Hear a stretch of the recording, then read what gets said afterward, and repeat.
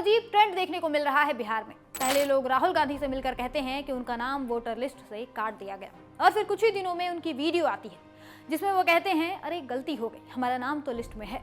और फिर उनकी इस वीडियो को भाजपा IT सेल द्वारा खूब शेयर किया जाता है। मोदी मीडिया में इस पर धड़ल्ले से खबरें चलाई जाती हैं। ऐसी एक दो नहीं, कई घटनाएं देखने को मिली हैं। अब सवाल उठ रहा है कि क्या ये लोग सच में गलती कर रहे हैं, या फिर नाम सामने आने के बाद इन्हें डरा धमका कर वो बातें बुलवाई जा रही हैं जिनसे चुनाव आयोग को फायदा हो।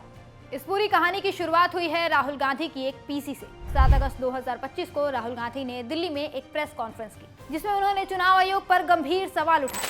उन्होंने सबूतों के साथ बताया कि 2024 के लोकसभा चुनाव में वोटर लिस्ट में भारी गड़बड़ियां हुई, खासतौर पर कर्नाटक के महादेवपुरा विधानसभा क्षेत्र में, जहां बीजेपी ने जीत हासिल की। राहुल ने दावा किया कि यहां 1 लाख से ज्यादा फर्जी वोटर थे। उन्होंने 5 तरह की गड़बड़ियां गिनाई: डुप्लीकेट वोटर, फर्जी पते, एक ही पते पर सैकड़ों वोटर, गलत फोटो और नए वोटरों के लिए फॉर्म 6 का गलत इस्तेमाल। एक 70 साल की महिला शकुन रानी का उदाहरण देते हुए राहुल ने बताया कि उनका नाम 2 बार वोटर लिस्ट में था और दोनों बार उन्हें पहली बार वोटर दिखाया गया। राहुल ने कहा कि ये वोट चोरी नहीं बल्कि लोकतंत्र की चोरी है।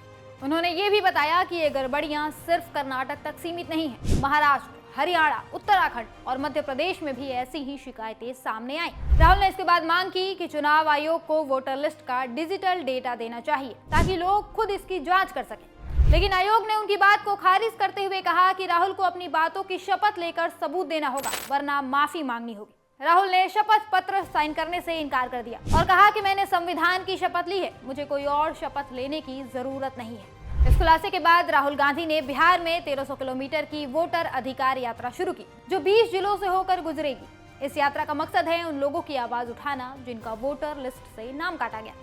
बिहार में स्पेशल इंटेंसिव रिवीजन यानी SIR के नाम पर 65 लाख लोगों के नाम वोटर लिस्ट से हटाए गए हैं।